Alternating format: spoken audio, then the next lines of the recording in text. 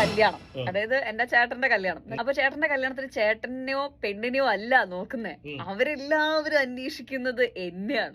ഇപ്പൊ പെൺകുട്ടിക്ക് കല്യാണം കഴിക്കുന്ന സമയത്ത് പെൺകുട്ടിക്ക് ഒരുങ്ങാൻ വേണ്ടിയിട്ടുള്ള എല്ലാ കാര്യങ്ങളും ചെക്കന്റെ വീട്ടിൽ നിന്നാണ് കൊടുക്കുക.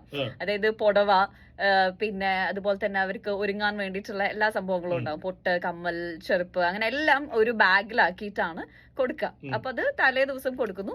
ആൻഡ് കല്യാണം കഴിഞ്ഞിട്ട് തിരിച്ചു വരുന്ന സമയത്ത് ഈ പറഞ്ഞ പോലെ ആ ബാഗ് എടുത്തോണ്ട് വരും. അത് പെങ്ങളാണ് എടുക്കേണ്ടത്. അപ്പോ ചടങ്ങ് വെച്ച് നോക്കുമ്പോൾ ഞാനാണല്ലോ പെങ്ങൾ.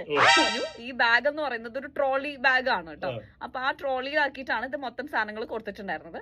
ഞാൻ നോക്കുമ്പോ ബാഗിന് നല്ല ഘനമുണ്ട് ബാഗ്. പക്ഷെ ഞാൻ കഷ്ടപ്പെട്ട ആ ബാഗ് വലിച്ച്, കാരണം പെങ്ങളാണല്ലോ, ചടങ്ങ് മറക്കരുതല്ലോ എന്ന് വിചാരിച്ചിട്ട് കഷ്ടപ്പെട്ട ആ ബാഗ് ചുമന്ന് ഞാൻ വണ്ടിയിലൊക്കെ വെച്ച് ഞാൻ കൊണ്ടുവന്നു. അവര് കുറച്ച് ലോങ് ഡിസ്റ്റൻസ് ആയിരുന്നു, ബോംബെയിലൊക്കെ ഉള്ള റിലേറ്റീവ്സ് ഒക്കെ, അതുകൊണ്ട് അവർ ഇനി എക്സ്റ്റെൻഡ് ചെയ്യുന്നില്ല എന്ന് പറഞ്ഞിട്ട് അങ്ങനെ അന്നത്തെ ദിവസം തന്നെ ഒരു എന്താ പറയേണ്ടത്, ഒരു ഗാദറിംഗ് പോലത്തെ ഒരു സംഭവം വെച്ചിട്ടുണ്ടായിരുന്നു.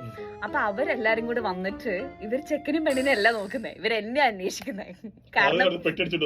കാരണം പെട്ടി മാറിപ്പോയി. അതായത് അവര് ബോംബെയിലേക്ക് കൊണ്ടുപോകാൻ വേണ്ടിട്ട് അവരുടെ ഡ്രസ്സും സാധനങ്ങളൊക്കെ പാക്ക് ചെയ്ത് വെച്ച പെട്ടിയാണ് ഞാൻ എടുത്തോണ്ട് വന്നത്.